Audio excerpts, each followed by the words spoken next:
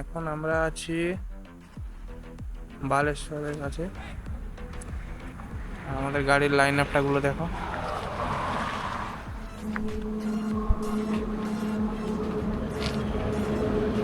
আর সবাই এতটাই ক্লান্তি হয়ে পড়েছে, দুদিনে 800 কিলোমিটার রাইড করেছে সবাই।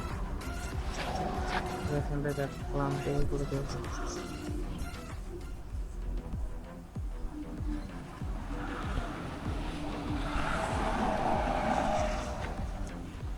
আর এই পাম্পে আমরা আছি। পাম্পটা দেখো, ইন্ডিয়ান অয়েল, এটা বালেশ্বরের কাছে। আর আমাদের গাড়ি এখানে। আর আমি এখানটায় দাঁড়িয়ে আছি, প্রায় এখন বাজে ঘড়িতে 12টা 26। 12টা 26 হয়ে গেছে। আর এই পাম্পে দাঁড়িয়ে আছি আমরা সবাই। এই পাম্প